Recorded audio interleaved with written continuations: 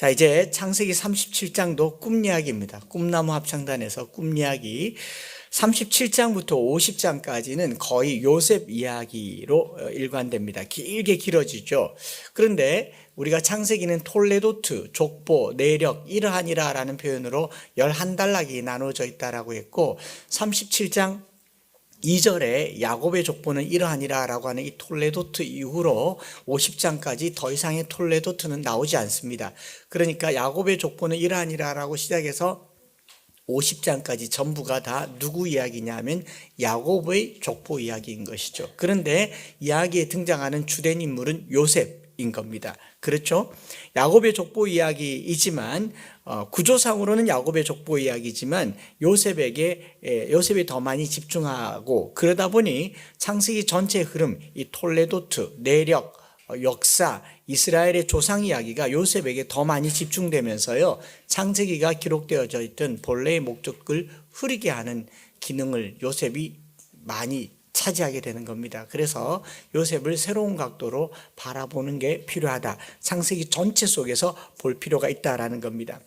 그리고 더욱이 37장부터 50장까지 요셉 이야기는요, 그 구조와 내용조차도 정교하게 짜여져 있습니다. 플롯이 있다라는 거죠. 기승전결이 있기 때문에 본문을 대할 때 요셉 이야기가 확 드러날 수밖에 없는 게 37장부터 50장까지 이야기입니다. 그러나 전체적으로는 창세기 전체에서 요셉 이야기는 그렇게 중요하지는 않습니다. 출애굽기로 넘어가는데 배경 정도로만 이해를 해야 되는데, 오늘날 우리 교회에서 요셉 굉장한 인물로 등장하고 있지 않습니까? 그죠?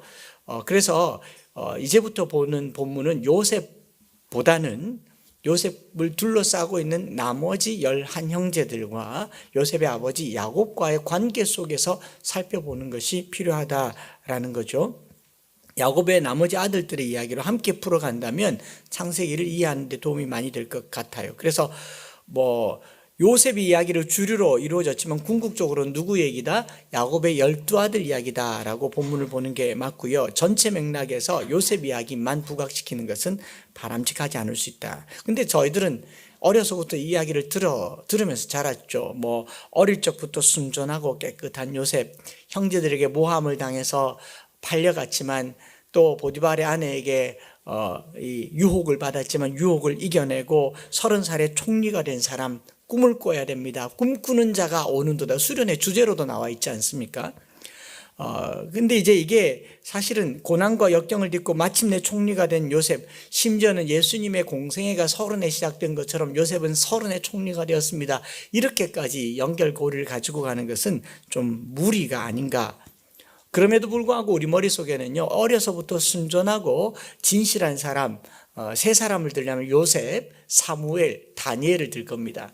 사무엘은 어려서 성전에서 자란 아이, 엘리 제사장도 듣지 못했던 하나님의 음성을 어린 사무엘이 들었던 사람. 다니엘 어떻습니까? 어려서 이방 나라의 포로로 잡혀갔지만 왕의 산의 진미를 거부하고 순결을 지켜서 하나님의 지혜를 달통한 사람, 지혜와 총명의 사람. 그래서 이런 이야기를 이야기하면서 이제 성경이 말한 3대 미소년, 그러면 요셉, 다니엘, 사무엘 이렇게 등장할 수 있는 거죠.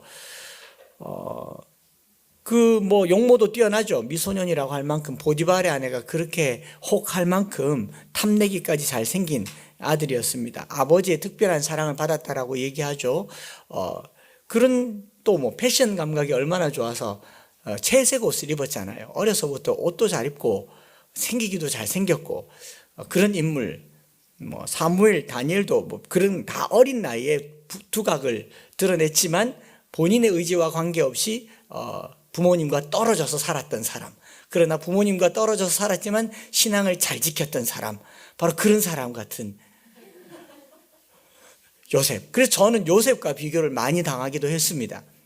그래서 저를 사람들이 요셉이라고 얘기하고 꿈꾸는 사람이라고 얘기하고 대학 1학년 때 장학금 어느 병원 의사 선생님들이 장학금 줄 때도 저를 축복기도 하면서 요셉과 같이 그렇게 써달라고 그렇게 기도를 받기도 했었습니다.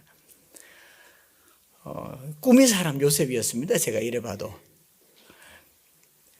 교회에서 비교의 대상이 됐고요. 모델이 되기도 했습니다. 교회 권사님, 집사님들이 자기 아이들 얘기할 때만 되면 창수처럼 좀 해봐라. 창수는 엄마도 없고 교회 혼자 다니는데 얼마나 저렇게 열심히고, 제가 모델이었습니다.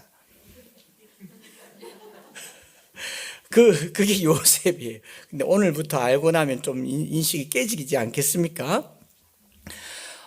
요셉 중요합니다. 중요하지만 이 창세기 전체 흐름을 두고 볼 때 요셉에 집중하면 요셉의 이야기가 창세기를 흐르게 만들 수 있습니다. 본문은 요셉 이야기가 아니고요, 야곱 이야기고 야곱의 아들들의 이야기이다. 11형제를 포함해서 요셉을 봐야 된다라는 겁니다. 요셉 중요해요. 애굽에 정착하는 데 있어서 큰 역할을 했기 때문에 중요하지만 그것은 배경일 뿐이고 전체적으로는 야곱의 이야기입니다. 그걸 어떻게 알 수 있냐면 창세기 이후로 요셉이라는 이름이 등장하지를 않습니다. 출애굽기에 하나님이 모세에게 이름을 말했더라면 아브라함의 하나님, 이삭의 하나님, 야곱의 하나님보다 요셉이 훨씬 더 잘 기억이 나요. 왜냐하면 자기가 살던 애굽 땅의 총리였기 때문에. 근데 하나님이 의도적으로 요셉을 배제시킵니다. 아브라함의 하나님, 이삭의 하나님, 야곱의 하나님이라고만 합니다. 요셉 이야기가 없어요. 많은 분량의 기록이 있지만 요셉은 구약시대에 그다지 중요한 인물은 아닙니다. 그러니까 꿈의 사람 요셉, 꿈을 꾸십시다, boys be ambitious, 이런 거 이제 지우셔야 됩니다. 아이들에게 꿈대로 되라, 뭐 이렇게 얘기하는 거 지우셔야 됩니다. 또는 꿈을 해몽 잘했던 요셉, 다니엘처럼 꿈을 잘 풀었죠. 술 맡은 과는 떡 맡은 과는 바로 왕의 꿈을 해석했습니다. 다니엘도 느부갓네살 왕의 꿈을 해석했습니다. 꿈을 잘 해석한 사람 요셉, 지혜 문학에서는 이런 면에서 요셉을 부각시키기도 합니다만은 전체 오경 속에서 요셉은 그리 중요하지 않을 수도 있다라는 것이죠. 그래서 본문부터 시작되는 50장까지를 요셉 사이클이라고 하지 않고 야곱 사이클 속에 집어넣는다라는 겁니다. 특히나 이 창세기에 있는 이 37장부터 50장까지 이야기는 말씀드린 것처럼 짜임새가 분명해서요, 이 하나님이 들어갈 틈이 없어요. 내용 자체가 꼼꼼하게 기록되어 있어서 자세히 읽어보면 여기 뭐 계시, 환상, 여호와께서 말씀하셨다, 뭐 베델에서 오르락내리락, 브니엘에서 얼굴을 배웠다, 씨름했다, 이런 내용 자체가 들어올 자리가 없습니다. 그래서 베델 체험이나 브니엘 체험 같은 체험도 없기 때문에 세속적이다라는 표현도 쓰고요. 심지어는 브루그만이라고 하는 이제 구약학자는 요셉 이야기를 하나님이 요셉에게 직접적인 방법으로 나타나시지 않고 숨겨진 방법으로 계시하셨기 때문에 숨겨진 하나님의 소명, the hidden call of God 이란 말을 씁니다. 숨겨진 하나님의 부르심. 하나님이 요셉을 불러가지고 내가 너를 하늘의 별과 같이 쓰겠다라고 말하거나 내가 너를 이 세워진 볕단같이 쓰겠다라고 말한 게 아니라 그냥 요셉 꿈일 뿐이죠. 이게 요셉 이야기입니다. 이제 환상을 조금씩 깨는 거예요. 그 다음에 이제 요셉 이야기를 뭐 또 누가 말하기를 옷들의 행진이다라고 말하죠. 옷 많이 갈아입은 사람. 구약시대 때 옷 하나로 평생 입던 시대예요. 옷이 굉장히 비쌌고 옷을 저당 잡힐 만큼 옷이 비쌌는데 평생 입는 옷을 요셉은 참 많이도 갈아입었습니다. 채색 옷을 입었죠. 그 다음에 으뜸이 된 거죠. 12형제 중에. 그 다음에 노예의 옷을 입습니다. 형제들이 팔아버려서 노예의 옷을 입고 애굽에 팔려갑니다. 뭐 옷이라기보다 팬티만 입었겠죠. 그리고 보디발의 집에서는 집사의 옷을 입습니다. 청지기의 옷을 입죠. 그리고 보디발의 아내의 모함으로 감옥에 가서 죄수의 옷을 입습니다. 죄수의 옷을 벗고 나서는 바로 왕이 총리의 옷을 입히죠. 창세기 50장에 요셉이 이제 입관하게 됐다라고 말하면서 수의를 입습니다. 5번 정도 옷을 갈아입는 이 옷 갈아입음을 통해서 옷이 신분이던 사회에 요셉의 옷의 행진은 신분의 다양한 경험을 말해주기도 합니다. 그래서 이 나락에 떨어졌더라도 총리까지 올라간 신분의 상승을 얘기하기도 하지만 본문의 내용은 전혀 그것과 거리가 멀다고 보는 것이 맞지 싶습니다. 신분이 어떻게 변했느냐가 아닌 거죠. 우리는 총리에 너무 많이 꽂혀 있습니다. 요셉이 총리이든 아니든 다양한 신분의 변화에서에도 불구하고 요셉의 역할은 한결같았습니다. 몇 군데만 사례를 보면 알아요. 종의 옷을 입고 보디발의 집에 팔려가서 이제 집사가 됩니다. 청지기가 되는데 창세기 39장 3절과 5절에 보면 여호와께서 항상 요셉과 함께 하셔서 범사에 형통하게 하셨다. 그리고 여호와께서 요셉을 위하여 그 애굽 사람의 집에 복을 내리시니 여호와의 복이 그의 집과 밭에 있던 모든 소유에 미친지라. 자, 이거 어디서 많이 본 말씀 같지 않습니까? 창세기 12장에서 이어져 내려오는 내용이죠. 그죠? 내가 네게 복을 주어 너로 말미암아 땅의 모든 족속이 복을 얻게 하리라. 요셉에게 복을 줬는데 누가 복을 받습니까? 보디발의 집이 복을 받더라라는 겁니다. 그러면 감옥에 갇혀서는 어떻게 됩니까? 39장 21절에 보면 감옥에 갇혔는데 여전히 여호와께서 요셉과 함께 하심이라. 여호와께서 그를 범사에 형통하게 하셨더라. 간수가 모든 것을 요셉에게 맡길 만큼 총리가 되어서는 어떻게 했죠? 요셉이 애굽의 총리가 된 게 끝이 아니라 총리가 되어서 7년 풍년 다음에 7년 기근을 준비하면서 그 기근의 때에 가난한 모든 나라들에게 먹을 것을 제공한 사람이 요셉이 되는 겁니다. 요셉이라고 하는 신분의 변화가 아니라 어떤 신분의 변화에 있어서도 그의 삶의 방향은 한결같다라는 걸 보여주는 것 같지 않습니까? 보디발의 집에 집사로 있든지 간수로 있든지 총리로 있든지 간에 하나님께서는 요셉을 통하여서 그 주변의 세상 사람들에게 복을 내리기를 원하신다. 이게 창세기 전체의 흐름입니다. 그러니까 요셉이 총리가 되었다라는데 많은 에너지를 쓰면은 우리는 성경을 곡해하게 될 가능성이 많다라는 겁니다. 총리가 되는 게 중요한 게 아니라 총리가 되어서 어떻게 사는가 하는 것이 중요하고, 종으로 팔려가는 게 슬픈 일이 아니라 팔려가서도 어떤 삶을 사느냐가 중요한 것이죠. 무엇이 되냐가 아니라 무엇을 하느냐이죠. 땅의 모든 족속이 너로 말미암아 복을 얻으리라. 내게 있어서 복은요, 살리는 게 복인 줄 믿습니다. 계속 이 말씀을 해오고 있잖아요. 이게 창세기의 신학이에요. 이 신학이 오늘 우리 그리스도인들에게도 주님께서 주신 사명입니다. 우리 때문에 남이 살아야 되고요, 우리 때문에 자연이 살아야 되고, 코로나 끝나고 나면 환경 문제는요 더 심각할 겁니다. 우리가 살려야 될 거, 바로 이런 것이죠. 해석의 고리인 겁니다. 요셉처럼 된다가 아니라 요셉의 삶이 어떤 방향인가 하는 게 중요한 거죠. 총리가 되는 게 복이 아니라 총리의 역할을 하는 게 복이죠. 오늘 우리는 무엇가 될까를 많이 집중했습니다. 총리가 되어 성공한 삶을 복으로 여겼기 때문에 뭐가 되려고 아둥바둥 살았지 뭘 하려고 하질 않았어요. 열심히 공부를 했어요. 공부를 해서 뭐가 됐습니다. 의사가 됐어요. 그걸 복이라고 여깁니다. 의사의 삶을 전혀 복으로 생각하지 않습니다. 내가 뭘 가지려고 하는 게 아니라 뭘 하느냐 하는 게죠. 우리의 존재는 이미 하나님의 자녀가 되었기 때문에 이제 우리 어른들은, 성도분들은 자녀들에게 네 뭐가 될래? 라고 묻기보다 너 뭐 할래? 라고 물어야 되는 게 바른 질문입니다. 너는 커서 뭐가 될래? 이런 꿈을 묻는 거는 세속적인 질문이에요. 뭘 하고 싶으냐라고 물어야죠. 그걸 하기 위해서 우리는 그 앞전에 뭐가 되는 겁니다. 세상의 질병을 싸우기 위해서 의사가 되는 겁니다. 세상의 가난의 문제를 해결하기 위해서 기업가가 되기도 하는 것이죠. 뭐가 하고 싶은지를 물어보셔야 합니다. 여러분들 뭐가 하고 싶으세요? 멘붕이 오잖아요. 뭐가 되고 싶은 건 있는데 뭐가 하고 싶은지를 모르는 거예요. 요셉의 이야기를 되고 싶은 이야기가 아니라 하고 싶은 이야기로 만들어 주셨으면 좋겠습니다. 이게 성경 이야기인 거죠. 꿈대로 되는 인생에 대한 이야기가 아닙니다. 그리고 요셉의 꿈이 하나님이 주신 꿈인지 아닌지도 몰라요. 어떤 분은 요셉, 성경에서 가장 예수님 닮은 사람이 요셉이다. 그 고난을 이겨내고 순결하게 믿음을 지켜서 30살에 총리가 되었다. 이게 좀 무리가 많지 싶습니다. 그리고 수련의 주제였던 꿈꾸는 자가 오는도다, 이런 꿈꾸는 자가 오는도다 누가 한 말이에요? 오늘 읽어보니까 형제들이요, 좋아서 하는 말이에요? 비아냥대는 말이에요. 꿈이 그대로 되나 보자 이 말이잖아요. 이걸 또 설교를 해서 세상 사람들은 우리에게 꿈꾸는 자가 오는도다 비아냥거리지만 그럼에도 불구하고 우리는 그 꿈을 이뤄낼 것입니다.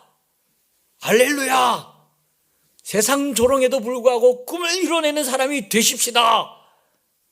왜 아멘 안 하세요? 이거 아니죠. 이 기독교인들이 말하는 성공의 꿈, 요셉의 꿈과는 거리가 멉니다. 봄 청운의 꿈을 가져라, 위대한 꿈을 가져라, 꿈을 가지면 꿈이 이루어진다, 알은 VD, Realization은 Vivid Dream. 그래서 생생하게 꿈꾸면 이루어진다. 이렇게 얘기하는 것은 내가 하고 싶은 거고요. 그런 생생한 꿈은 꿔야 되지만 성경이 말한 요셉의 꿈은 그런 것과 관계가 없지 않나 생각하는 겁니다. 이제 본문으로 들어가서요. 창세기 전체에서 요셉이 애굽으로 들어가게 된 배경을 알려주게 되는 게 37장부터 50장입니다. 자, 이 글을 읽는 이 내용을 대하는 첫 번째 독자층이 누구라 그랬습니까? 출애굽한 백성들이에요. 출애굽한 백성들이 이 본문을 대할 때 우리가 왜 애굽을 나와야 되는지를 이 본문을 읽겠죠. 그럼 왜 여기 들어왔는지를 알 거 아닙니까? 아브라함의 후손이었는데 왜 애굽까지 오게 되었느냐? 요셉부터 연결고리가 있구나. 극심한 가난이 있어서 기근이 있어서 거기 가서 살게 되었던 그 배경에 대한 이야기를 하고 있는 것이죠. 그래서 애굽에서 400년간 종노를 하게 되었던 이야기를 얘기하면서 서서히 12지파의 이 족속들의 조상들의 베일이 벗겨지는 내용이 37장부터입니다.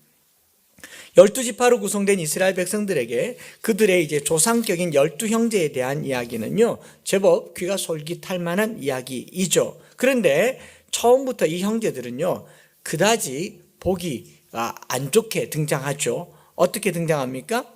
2절에 보면 요셉이 17세의 소년으로서 그의 형들과 함께 양을 칠 때에 그의 아버지의 아내들, 왜 어머니라고 하지 않고 아버지의 아내들이라고 말했겠습니까? 빌하와 실바의 이름만 나와 있습니다. 그의 아버지의 아내들 빌하와 실바의 아들들과 더불어 함께 있더니 그들의 잘못을 아버지에게 말하더라.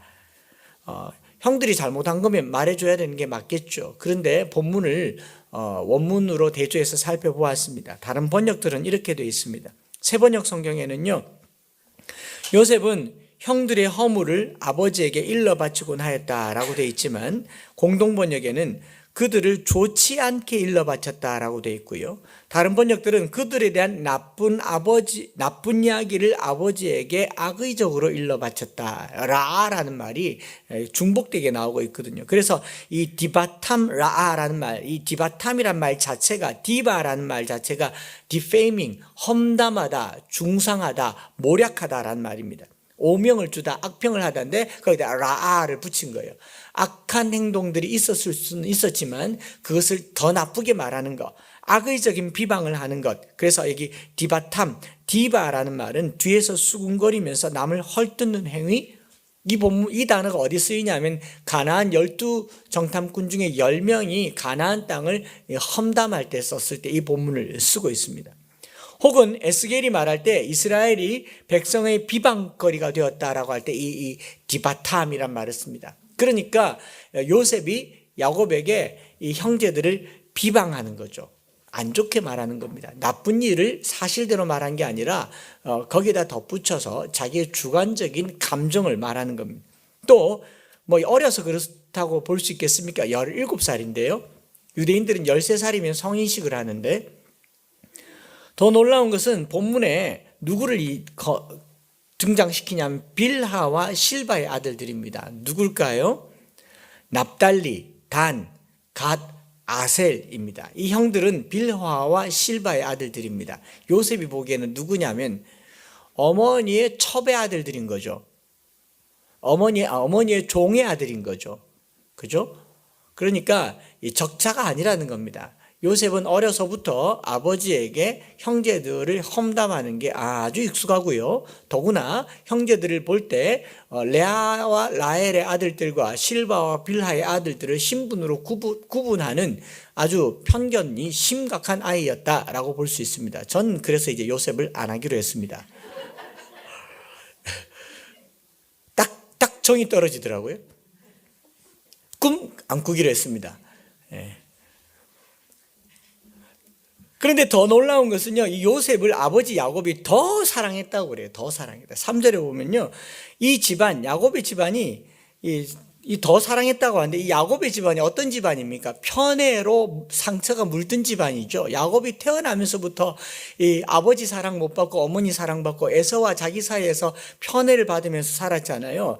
그래서 그것 때문에 생이별을 경험했던 게 야곱인데 이 집버릇 개 못 준다고 바단 아람에 장가 가서는 라헬과 레아 사이에서 또 편애를 하잖아요. 한 번쯤은 레아에게 눈길을 줄 만한데 그렇게 아들을 많이 낳아주는데 눈길 한 번 안 주지 않습니까? 오로지 라헬만 쳐다보던, 이게 뭐 순수한 건지 모르겠지만 끝까지 편애를 했던 게 야곱이죠. 그죠? 그런 편애를, 12아들을 기르면서 또 편애를 하는 겁니다. 요셉을 편애한 거죠. 더 사랑하는 겁니다. 여러분, 세상 사랑에는요 다 이유가 있어요. 하나님의 사랑만 조건이 없고 이유가 없죠. 세상 사랑에는 다 이유가 있습니다. 열 손가락 깨물어 안 아픈 손가락이 어디 있느냐 하지만 반지 끼는 손가락 따로 있잖아요. 그렇죠? 왜 뚱뚱한 사람은 이렇게 말해요? 다리 짧고 배 나고 뚱뚱하다고? 다 내 자식이지만 특별히 더 사랑하죠? 네, 아닌 것처럼 그러시네. 아들, 딸들 이름 한번 불러보세요. 예담, 재원.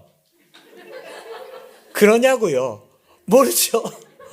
저는 들어봤기 때문에. 그런데 그 편애 아니에요. 사랑하는 데는 다 이유가 있어요. 여러분 혹시 뭐 우리 연애하시거나 교제하시면 물어보세요. 나 사랑하냐고. 얼마나 사랑하냐고 묻지 말고 어디가 그렇게 사랑스러운지 물어봐요. 그거 좀 중요합니다. 아가서에 보면은 사랑하는 여인에 대한 표현을 아주 구체적으로 하잖아요. 너의 눈은 어떻고 머릿결은 어떻고 몸매는 어떻고 다 얘기하잖아요. 어디가 좋은지 좋아하는 구석이 있기 마련입니다. 그걸 아는 게 사랑이에요. 그래서 야곱이 요셉을 사랑한다라고 얘기할 때 그 사랑의 이유를 변명 섞인 말로 씁니다. 늙어서 얻은 아들이어서 사랑한다라고 얘기합니다. 이거 말도 안 되는 이야기죠. 더 사랑했다는 말은 콜이란 말 쓰면서 다른 형제들보다라고 할 때 11형제가 다 포함되거든요. 베냐민을 더 사랑한 게 아니고 누구를 더 사랑했다? 요셉을 더 사랑했다. 이건 심각한 편애입니다. 그렇지 않습니까? 누구를 더 늙은 나이에 낳습니까? 베냐민을 더 늙은 나이에 낳죠. 베냐민은 불쌍하기도 그지없잖아요. 낳자마자 어미가 죽었으니 누구보다 사랑해야 될 아들이 베냐민인데 야곱은 희한하게 요셉을 사랑합니다. 그러고는 변명 섞인 말로 이야기합니다. 늙어서 얻었잖아. 우리가 해석할 때는 라헬을 사랑했기 때문에 라헬의 아들 요셉을 사랑한다고 하지만 그것과는 상관없이요. 야곱은 12아들 중에 요셉을 특별히 사랑할 만한 자기만의 이유를 찾은 겁니다. 이게 편애의 특징이에요. 편애의 특징. 그래서 요셉을 사랑하는 이유, 노년에 얻은 아들이므로 이스라엘이 여러 아들보다 더 사랑했다. 불쌍해서가 아닙니다. 어미 없이 자라서가 아니고요. 그만한 이유가 있는데 대략 추정해 보기를 형들의 잘못을 아비에게 잘 고자질해 줬기 때문에 늙은 아비의 발이 되어주고 늙은 아비의 눈이 되어주고 아비가 늙어서 집에 있어도 자기에게 충분한 정보를 가져다 주는 요셉, 아주 간교한 사람이었기 때문에 그래서 저는 요셉을 안 하기로 했습니다. 꿈의 사람 요셉이란 말도 쓰지 않기로 했습니다. 그리고 요셉에게 지어준 채색 옷이란 말을 자세히 보면요, 이 채색 옷 히브리 말로요 케토넷 파심이라고 하는데 여러 색으로 된 옷이라고 헬라어 성경이나 영어 성경은 번역되어 있지만 원문상의 케토넷 파심이란 말은요 손목과 발의 복사뼈까지 옷을 가운처럼 여기서부터 밑에까지 쭉 들이내려 가지고 여기 장신구를 많이 붙여놓은 현란한 옷을 케토넷 파심이라고 얘기합니다. 그래서 보통 이런 옷은 누가 입냐 하면은 다말, 암논에게 강간을 당했던 다말이 입었던 처녀가 자기를 꾸미기 위해서 입던 옷이거나 제사장에게 입히는 옷이거나 혹은 왕이 총리급 되는 지도자에게 하사하는 하사품으로 채색 옷을 입힙니다. 요즘 우리가 입는 색동저고리가 아니고요. 12형제 중에 네가 리더다, 네가 탑이다 라고 말할 때 이 옷을 입혔던 겁니다. 그러니까 장자권을 준 거죠. 심각한 편애 아닙니까? 자기가 간바리차로 둘째 아들이 돼서 장자권 때문에 그렇게 슬퍼했는데 여전히 이 아픔을 요셉에게 그대로 전이시키는 겁니다. 그렇게 사랑한 거죠. 제사장이나 신분 높은 지도자들에게 입힌 옷이 케토넷 파심이라는 거고요. 그리고 더 요 옷은 하나님께서 범죄한 후 아담에게 지어줬던 옷과 똑같은 형태의 옷입니다. 머리부터 어깨부터 끝까지 다 가려지는 굉장히 우아한 옷을 입힌 거죠. 여러분, 야곱이 요셉을 사랑하는 게 문제가 됩니까? 아버지가 자식 사랑하는데? 우리 자녀들은요, 부모님에게 더 사랑받아도 마땅한 줄 믿습니다. 더 사랑받아도 마땅한 줄 믿습니다. 우리 부모님들은 자식들을 더 많이 사랑해도 당연한 줄 믿습니다. 야곱의 사랑의 문제는요, 다른 형제들보다 더 사랑했다. 배려 없는 사랑이죠. 배려 없는 사랑입니다. 편애라고 하는 것은요, 신중하지 못한 사랑 때문에 이 가족 파괴라고 하는 비극을 가져오는 겁니다. 사랑하는 건 문제가 되지 않아요. 많이 사랑하는 것도 문제가 되지 않아요. 그러나 배려하지 않는 사랑은 문제가 됩니다.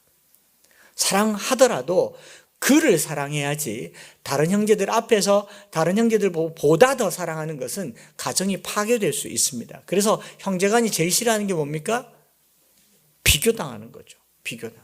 네 형처럼 좀 해봐라. 여러분, 무슨 형태든 비교하면 큰일 나죠.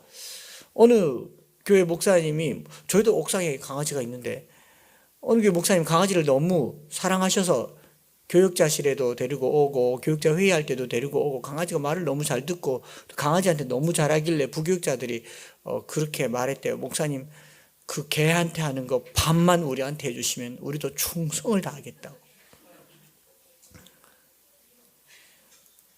괜히 말 꺼낸 거죠. 목사님 뭐라 그랬겠습니까? 너가 이 개 반만큼 해봐라. 이런 비교는요, 상처를 낳을 수밖에 없습니다. 그래서 부모님들은 사랑을 하되 절대화시킨 사랑을 해야 합니다. 그를 사랑해야죠. 누구보다 더 사랑하고 누구보다 덜 사랑하고, 이 개념이 아이들에게 느껴지지 않도록 따로 떼어서 사랑해야 됩니다. 마치 부부가 싸움할 때 자식 앞에서 싸움합니까? 물론 있겠죠. 흥분하면 따로 가잖아요. 자식 사랑도요, 따로따로 해줬어야 되는 게 아닌가 생각을 하는 겁니다. 창세기 37장은요, 요셉의 꿈이 주류가 아니라 아비의 배려 없는 사랑인 편애와 요셉의 버르장머리 없는 편견이 만들어 놓은 비극에 대한 이야기입니다. 꿈에 대한 이야기로 볼 수가 없습니다. 잘못된 사랑과 편견 속에서 등장하는 게 꿈이에요. 꿈이란 소재를 사용해서 잘못된 사랑과 편견이 가정을 어떻게 파괴시키는가를 말하고 있는 겁니다. 특별히 이 꿈은요, 야곱이 앞에서 꾼 꿈과 그 아들 요셉이 꾼 꿈이 완전하게 비교가 됩니다. 야곱의 꾼 꿈은 뭡니까? 야곱도 좀 젊은 시절에 베델에서 꿈을 꿨습니다. 돌베개를 베고 잠을 자는데 하늘 문이 열리고 하나님의 사자들이 오르락내리락 하는 것을 봤어요. 거기다가 돌단을 쌓고 예배를 드렸고 베델이라 하나님의 집이라고 하는 이름을 지었습니다. 요셉이 꿈을 꿨습니다. 모든 볕단들이 자기에게 절한대요. 모든 해달별들이 자기에게 절한대요. 꿈이 어떻게 비교됩니까? 야곱은 하나님을 받고 하나님께 예배하고 하나님을 신앙 고백하는 것으로 그 꿈이 결론 짓지만, 요셉은 하나님은 온데간데 없고 사람을 보고 자기를 보고 자기에게 절하는 게 꿈이 되었습니다. 이 꿈이야말로 세속적인 꿈이 아닐 수가 없죠. 이걸 꿈이라고 말하면 안 되죠. 그래서 꿈대로 된 인생이라고 말하는 것은 오류입니다. 오죽하면 요셉이 죽어서 내 시체를 데리고 나가라, 뼈를 끌고 나가라고 얘기하지 않습니까? 그래서 이 비극의 이야기를 조금 살펴보면서 기도 제목을 삼아 보려고 합니다. 이 단락을 이루는 37장 전반에서는요, 이 1절부터 11절 사이에서는 어떤 이야기가 있냐면, 세 번의 말과 말에 대한 반응이 있습니다. 요셉이 세 번 말해요. 2절에 말하고 5절에 말하고 9절에 말합니다. 말하니라 말하니라 말하니라, 말하더라 말하더라 말하더라라고 말이 나오고, 말을 할 때마다 형제들이 미워하니라, 더욱 미워하니라, 시기하니라. 이 시기란 말은 살인에 이르는 어휘를 쓰거든요. 그래서 이 말을 할수록 관계가 나빠지는 그 배경에는 아버지의 잘못된 사랑과 요셉의 버르장머리 없는 편견이 들어가 있다라는 것을 말하고 있는 것이죠. 좀 살펴보면요, 요셉이 말을 하죠. 2절에 보면 그가 그들의 잘못을 아버지에게 말하더라 라고 얘기하죠. 거기에 대한 반응으로 4절 그의 형들이 아버지가 형들보다 그를 더 사랑함을 보고 그를 미워하여 편안하게 말할 수 없었더라. 자, 요셉은 말을 하고 형들은 편안하게 말할 수 없습니다. 기분이 나쁜 거예요. 5절에 요셉이 꿈을 꾸고 말합니다. 근데 5절 하반부에 보면 그를 더욱 미워하였더라. 이렇게 얘기하죠. 더욱 미워하였더라. 9절에 요셉이 다시 꿈을 꿉니다. 그리고 10절에 그가 꿈을 아버지와 형들에게 말합니다. 아버지가 꾸짖습니다. 근데 11절에 보면 그의 형들은 시기하되 그의 아버지는 그 말을 간직해 두었더라. 이렇게 얘기하지 않습니까? 이 시기라는 말은 카나라고 하는데 시기, 카나, 니 자꾸 그 카나? 그러면서 시기한 거예요.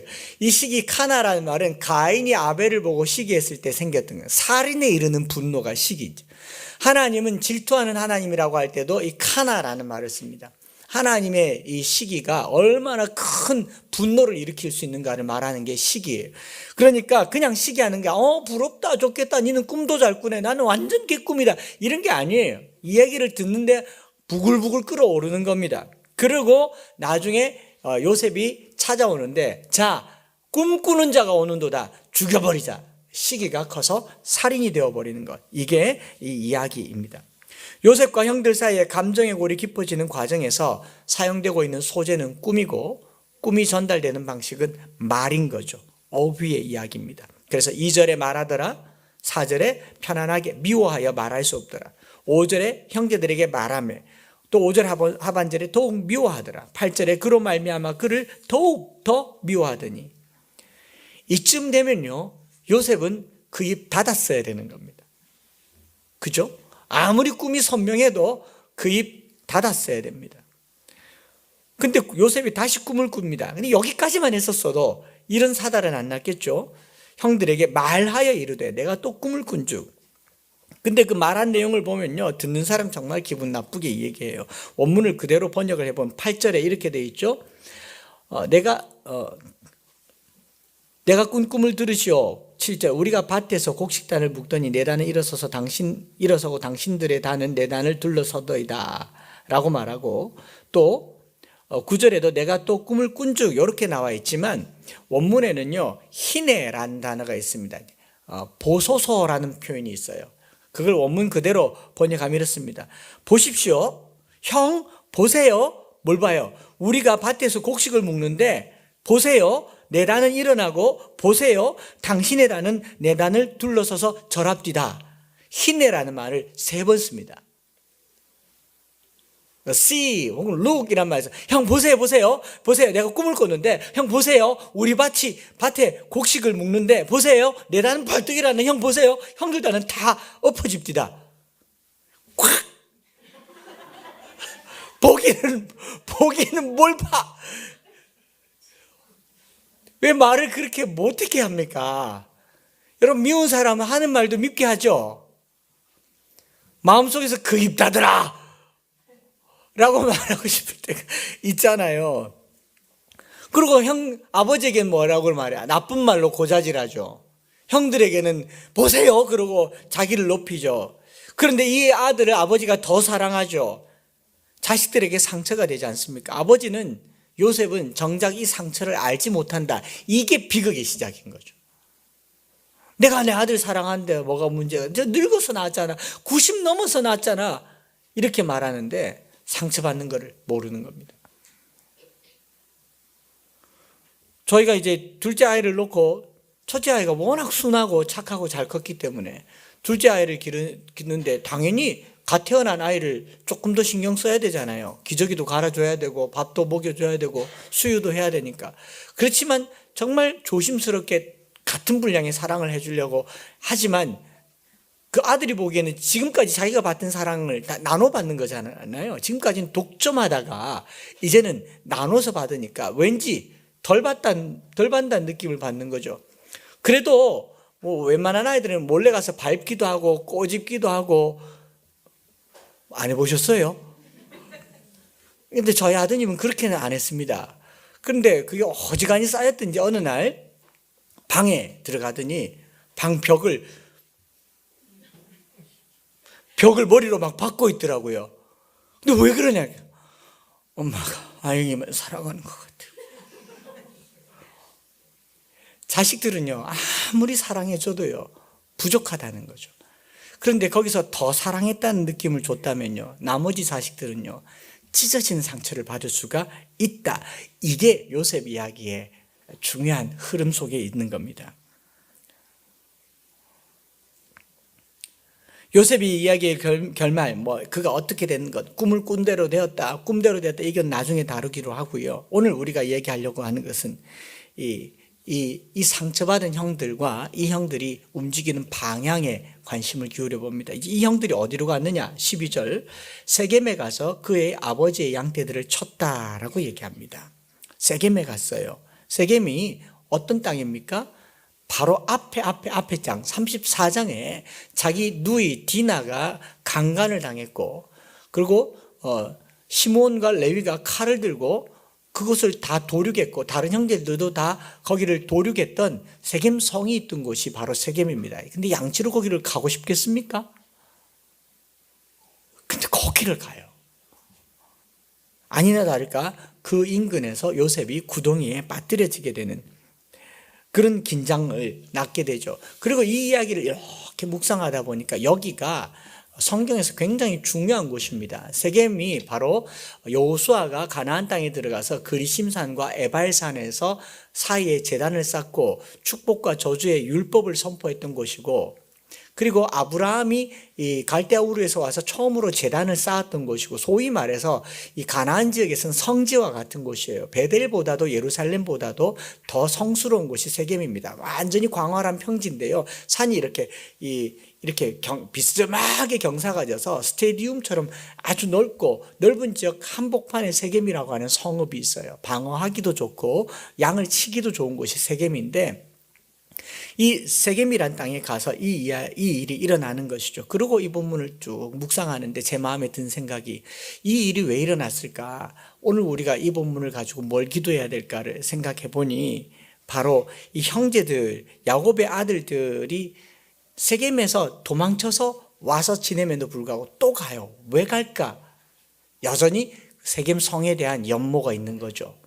무슨 연모요? 도시 생활에 대한 갈증이 있는 겁니다. 시골에 가서 아무리 살아도 도시 생활만큼 좋지가 않다는 거죠. 또 기웃기웃거리면서 가던 그곳에서 그 동생을 구덩이에 빠뜨리게 되고요. 그 11형제들의 마음속에 자리 잡고 있던 게 뭐냐? 사랑받지 못함에 대한 갈증이 있었고, 도시 생활에 대한 갈증이 있었고, 그리고 가족사에 대한 이 결핍이 있었다라는 것을 보게 되었고요. 이 세겜이라고 하는 지역을 중심으로 남북 이스라엘은 또 갈라져서 북이스라엘 사마리아의 수도가 되면서 여로보암이 이곳에 사마리아 성을 짓죠. 그리고 먼 훗날 요한복음 4장에 예수님께서 사마리아 성에 오잖아요. 이때 상처 입은 한 여인이 우물가에서 예수님과 대화하잖아요. 이 산에서도 말고 저 산에서도 말고, 눈앞에 그리심산과 에발산이 있어요. 여호수아가 언약을 선포했던 그 세겜 땅이에요. 근데 예루살렘에서 유대인들은 예배를 드려요. 어디가 진짜입니까? 저는 갈급해요. 지금 남편은 내 남편이 아니에요. 내가 메시아를 만나야 되겠어요. 주님께서 내가 주는 물을 마시는 자마다 영원히 목마르지 않겠다.